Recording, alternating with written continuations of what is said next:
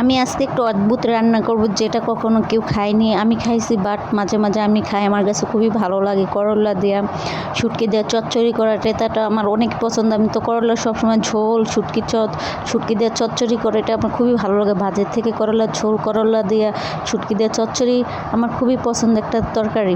তো যেহেতু কালকে মাংস খাইছি, সেজন্য ভাবলাম যে আজকে কী রান্না করব। প্রতিদিন তো আর মাংস খাওয়া যায় না, যেহেতু আমরা মধ্যবিত্ত সাধারণ মানুষ, সেজন্য তো আমাদের আর প্রতিদিন মাছ মাংস খাওয়া যাবে না, তাই না? আর যেহেতু সবাই জানেন আমার একটা এখন দুঃসময় কাটাইতেছে, আমি এখন যারা আমার ভিডিও দেখেন তারা অবশ্যই দেখতে জানেন বা শুনেন যে আমি একটা আমার দুঃসময় যাইতেছে, আমি দুঃসময় পার করতেছি। আল্লাহ জানে কবে আমার এই দুঃসময় পার হবে। সবাই আমার জন্য দোয়া করবেন যাতে আমি খুবই তাড়াতাড়ি একটা সফল পাই।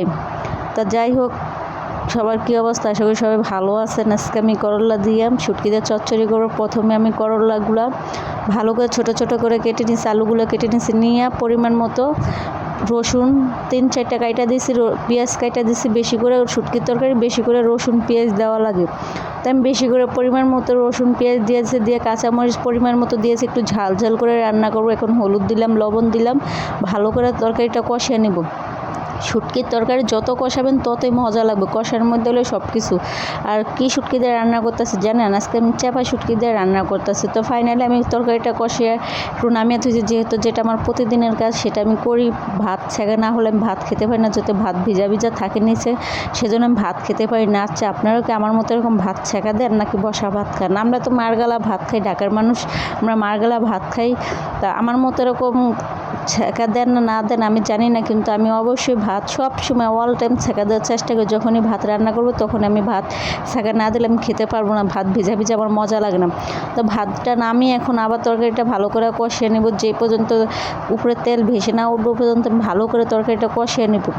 কষানো দেখে আমার মুখে পানি চলে আসতে, যে এত মজা লাগতেছে আমার কাছে এখনই, যা বলার বাহিরে। এখন এডিট করতেছে, এখন একবার তো খাইছি, মুখে স্বাদটা লেগে আছে। এখন যখন এডিট করতেছে তখন আবারও কষানোটা দেখে আমার মুখে পানি চলে আসছে।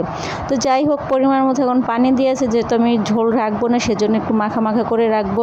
এই যে দেখেন ফাইনাল লুক, এটা আমি আরেকটু হালকা শুকাবো।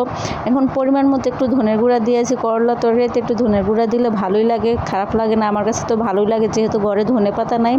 আর আমার বাজারঘাট তো ঠিক মতো করা হয় না ভাই, ব্যাচেলর মানুষের বাজারঘাটকে আর কী করবো বলেন? যা ঘরে আছে তাই রান্না করে, যা কাছে পাই সেটা নিয়ে করবো। ব্যাচেলর মানুষের কথাই আছে না, যেখানে রাত সেখানেই কাজ। তো আমার অবস্থা হলো সেটা। তো আজকের রান্নাটা কেমন হয়েছে অবশ্যই কমেন্টস করে জানাবেন। পরবর্তী আবার নতুন আরেকটা ভিডিও নিয়ে চলে আসবো আপনাদের মাঝে। তো আশা করি আজকে এই পর্যন্ত সবাই ভালো থাকবেন। আল্লাহ হাফেজ।